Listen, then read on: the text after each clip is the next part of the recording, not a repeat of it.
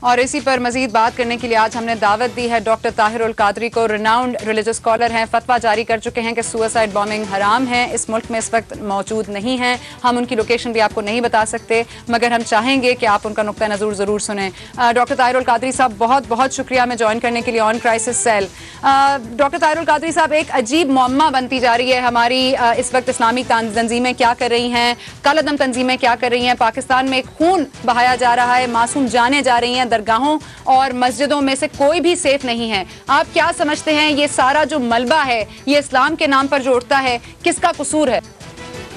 میں آپ کا شکریہ ادا کرتا ہوں کہ آپ نے اس اہم موضوع پر مجھ سے رابطہ کیا, اور میں چونکہ آسٹریلیا کی طرف اپنے سفر میں ہوں, راستے میں, تو الحمدللہ بات ہو گئی.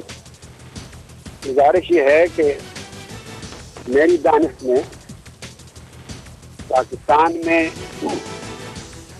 پچھلی جو فوجی قیادت گزری ہے, نہ وہ دہشت گردی کو ٹوٹلی ایلیمینیٹ کرنے میں مخلص تھی, اور نہ موجودہ جو گورنمنٹ ہے وہ اس دہشت گردی کے ختم کرنے میں بڑی واضح طور پر تیار ہے. انہوں نے ساری ذمہ داری فوج پہ ڈال رکھی ہے, اور دہشت گردی کا خاتمہ اس طریقے سے کبھی نہیں ہو سکتا. دہشت گرد کون ہیں یہ پوری سیاسی قیادت کو معلوم ہے, پوری گورنمنٹ کو معلوم ہے. درجنوں یا 20 دہشت گرد زندہ پکڑے گئے آپریشن میں 1-2 سال کے اندر.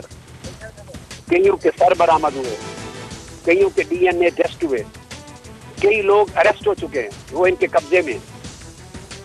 وہ جو اریسٹ ہوئے ہیں 207, یہ کتنے تکلیف کی بات ہے کہ ان کی اوریجن کو ٹریس نہ کیا جا سکے. وہ کون لوگ ہیں, انہیں آئیڈینٹیفائی نہ کیا جا سکے. وہ کن کے ساتھ افیلیٹڈ ہیں, ان کے ساتھ اسپانسر ان کے کون ہیں, ان کے ویل وشر کون ہیں, انہیں اس مقام تک پہنچانے والے کون ہیں, ان کو تحفظ دینے والے کون ہیں. یہ سارا کا سارا ایک مہمہ ہے جو پوری قوم کو بے وقوف بنا رکھا ہے اس پولیٹیکل گورنمنٹ نے. اسی طرح جیسے جنرل مشرف کی فوجی گورنمنٹ نے لوگوں کو بے وقوف بنا رکھا تھا.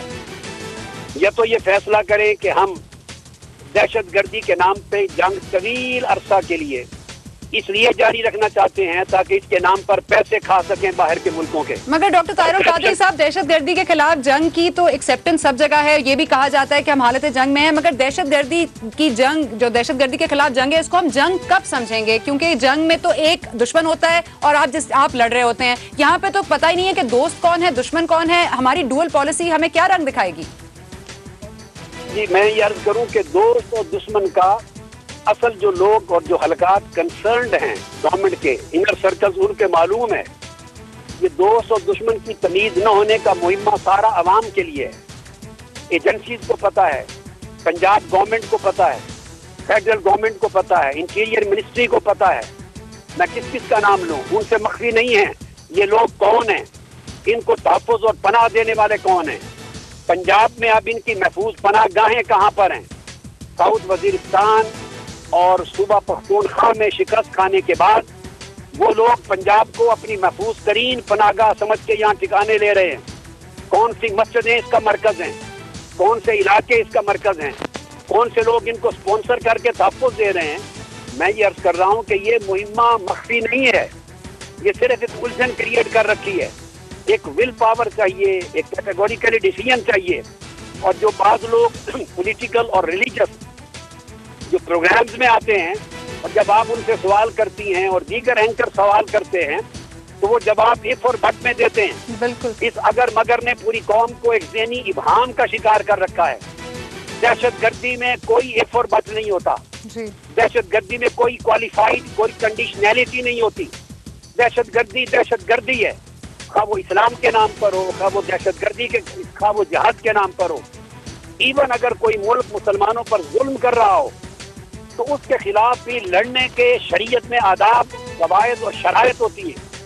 کسی انڈیویجول کو, کسی پرائیویٹ آرگنائزیشن کو, کسی اسامہ بن لادن کو, کسی تحریک طالبان کے سربراہ کو یا ان کی لیڈرشپ کو, یہ شریعت میں, اسلام میں رائٹ نہیں ہے کہ وہ مظلومیت کو بنیاد بنا کر، ظالم ریاستوں کے حملوں کو بنیاد بنا کر سوئسائڈ بامبنگ کریں اور درباروں کو مسمار کریں، مسجدیں مسمار کریں، بے گناہ شہریوں کو ماریں irrespective of their religion and faith، مسلم ہو یا غیر مسلم، بازاروں میں وہ کریں۔ اب آپ دیکھیے کہ ایک قتل و غارت گری کا بازار گرم ہے۔ قرآن میں، حدیث میں، سنت نبوی میں، خلفائے راشدین کی تعلیمات میں، فقہا میں، حنفی، مالکی، شافعی، حنبلی، سلفی، جعفری، کسی مکتب فکر میں 1400 سال کی اسلامی تاریخ میں علمی اعتبار سے ان تمام حالات میں دہشت گردی کا کوئی جواز نہیں بنتا۔ میں کیٹیگوریکلی اپنے فتویٰ میں لکھ چکا ہوں اور کیٹیگوریکلی کہتا ہوں، خواہ کچھ ہو، یہ تو میدان جنگ میں آپ جنگ لڑ سکتے ہیں اور یہ ریاستی فریضہ ہوتا ہے، پرائیویٹ تنظیموں کو اجازت نہیں ہتھیار اٹھا لیں، اس طرح انارکی پیدا ہو جاتی ہے۔